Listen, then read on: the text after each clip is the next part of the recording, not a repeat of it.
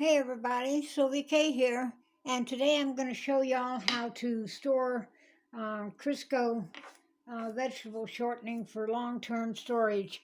Um, Everything is going up in price, and there are a lot of baked goods that you can make with butter, but it's also less expensive and comes out just as well using vegetable shortening. But unfortunately, the Crisco does not come in the metal cans like it used to.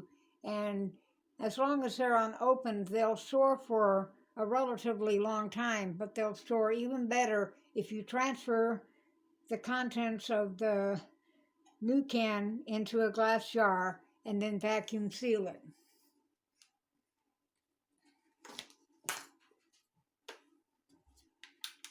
Even Crisco has gone up tremendously in price, and with the way everything's going nowadays, everything's just going up, up, up, and up. I intend to be able to have enough ingredients that I can still continue to bake and do the things that I like to do. And it might not be a bad idea for y'all to do that too. And a lot of people say they don't eat Crisco and they don't eat butter and they don't eat this and they eat that. You'd be surprised what you're going to eat when you're hungry. And, you know, a bunch of these keto diets and everything else are just going to go down the tubes when it comes down to the bare walls. And also a lot of your oils that you buy that come in plastic bottles and stuff at the grocery store, they have a limited shelf life too, even though they're stored in the container that's never been opened, but they always must remain in a cool, dark location at any rate. The longest, one of the longest oils that's stored, of course, is coconut oil, and then if you have a gigantic refrigerator, you can put all that stuff in the refrigerator and it'll last a whole lot longer. But I don't have that luxury. I just got a little bitty refrigerator. Now this is kind of messy, but this is about the best way to do it. You just want to make sure that you clean the top and the rim of your jar off real good before you start to try to seal it, or it ain't going to seal.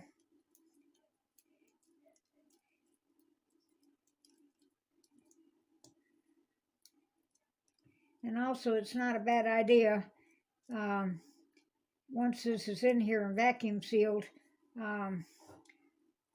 to either tape some cardboard around it or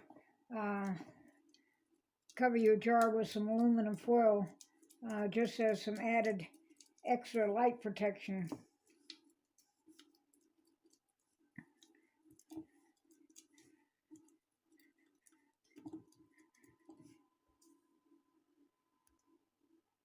Now I've got this packed in here about as good as I can get, and as you can see, it has a few little air bubbles here and there, but that's just the way it has to be, unless y'all have some other kind of miracle tool to smash all that down in there without any air bubbles. So now I've cleaned all my jar off with vinegar really good, and I'm going to put on this handy dandy little food saver thing here.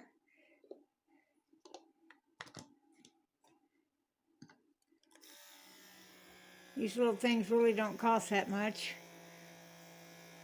I'm sure I'm glad I found all this stuff. And I guess for some of the older models, they say you can hear a difference in the pitch and the sound, but so far that on this one, that has evaded my one good ear. So I just let it go till I think it's got everything sucked out, and then if it doesn't, I'll just do it some more. So I got this on here, and as you can see, I'm trying to pick the jar up, and this has a good seal on it. So now I'm going to get me another jar and finish out the other piece of this can. This can here was a 6-pound can. So, and it did about half of the can, so I'm going to get the rest of it put in another jar. And in the meantime, I'm also going to get my stuff ready to do my cherry pie. And so what I've done is I've opened up my cans of cherries here, and I poured off, and generally you really don't have to measure. I've done it so many times, but when you just open the cans and drain them, it ends up to be about a cup of cherry liquid, and that's about what you want to make your cherry pie filling.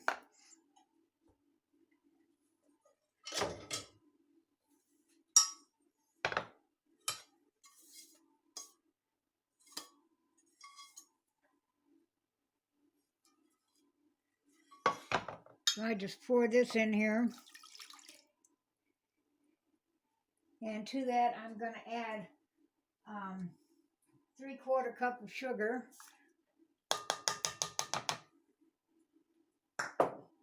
And also 1/4 cup of cornstarch.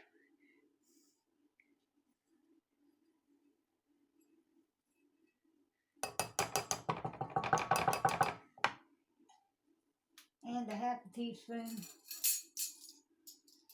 of salt.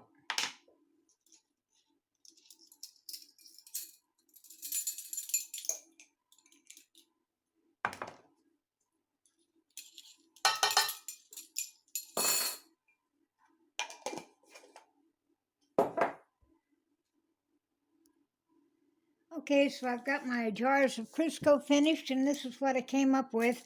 I went ahead and wrapped them in aluminum foil to keep them dark like they were in the Crisco can. They just weren't in a metal can. So I vacuum sealed the lids, and I'm going to store them in my pantry. And also I came up with this other ingenious idea, even though it's probably going to cost me a little bit in food saver bags, but where I live, it's really high humidity since it rains all the time. And even though I live in a house now and everything, it's still very high in humidity in here. And so what I did was I went ahead and I vacuum sealed these canned goods, and I'm going to continue vacuum sealing these canned goods because even though you store your cans in your closet or wherever, where I live, they will rust, and so it might cost me a little more in Ziploc bags, but in the long run, it'll save my cans from getting rusty and useless. Because I remember I lived in my tent, in my little closet I had in there, I had 2 cans of sour pitted cherries, and by the time I got around to using them, the can had completely, the rust ate a hole completely through the can, and I was so poor at the time and still poor, I just went ahead and used a bloody can of cherries anyway, and I didn't die. But what I plan on doing is taking these cans and putting them in a container under my house. And I don't really buy that many canned goods per se, but I have been trying to stock up on some fruits, and I like cream of mushroom soup, and it's just getting more and more pricey. And so anyway, I'm going to try this out, and I'm absolutely positive it's going to keep my jars from, or my cans from rusting. So if anybody wants to try this out, you can. I think it's a great idea. Sometimes I amaze myself.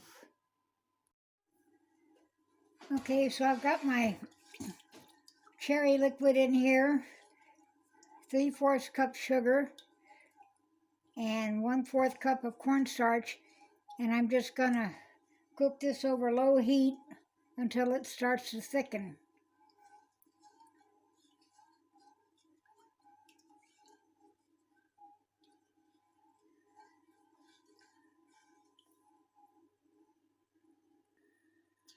Now, as this is starting to thicken, it will also become a lot more clearer in color.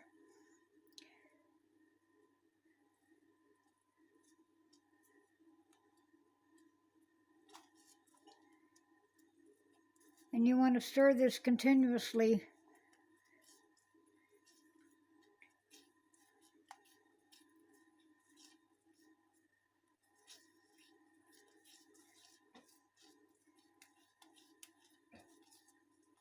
Now it's starting to thicken up really nicely.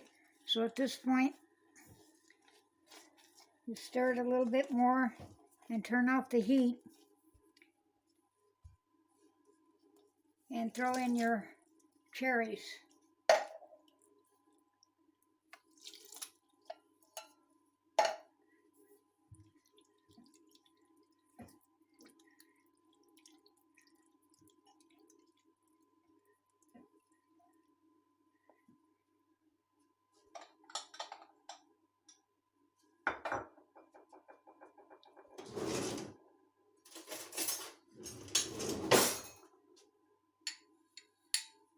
I'm also going to add about 2 tablespoons of butter.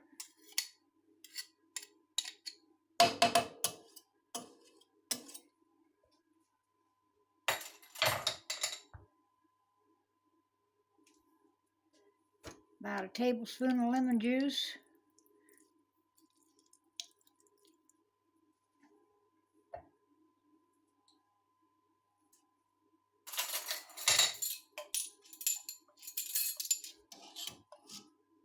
And about a 1/4 teaspoon of almond extract.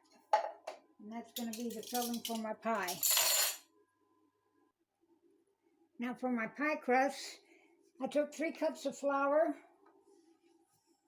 1 cup of Crisco,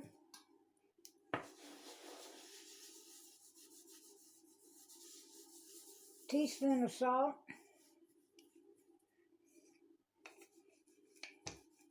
and I cut it all in with a pastry cutter. And after I got that in to about breadcrumb size,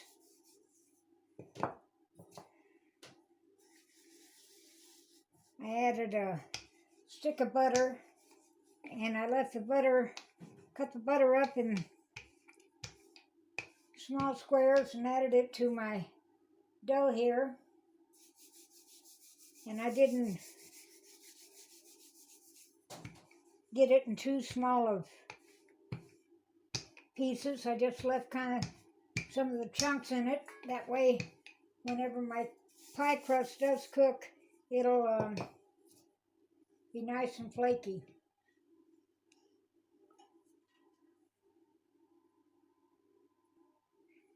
And after I got the butter pretty much incorporated, then I added about 4 to 6 ounces of ice cold water. You want to make sure your water is really, really cold, and your Crisco and your butter too. That's what helps your pastry be flaky. So now I've got this poured in here. I've got my oven preheated for 450 degrees, and I'm going to cook this for 10 minutes at 450, and then turn the oven down to 375 and cook it 25 to 30 minutes. Now I'm going to get ready to put my top crust on.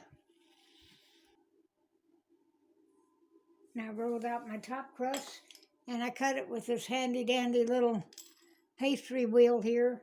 You don't have to have one of those. I just have it, and since I have it, I might as well use it. So now I'm going to start putting on the top crust.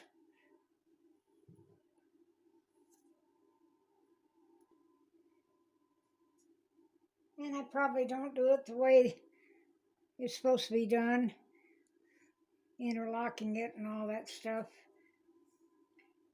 The way I do it's good enough.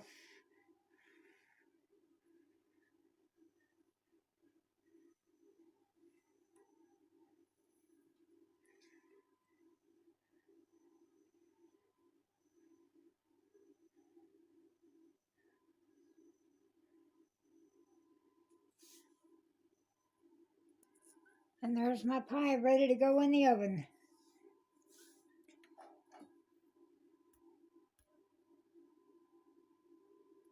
Later.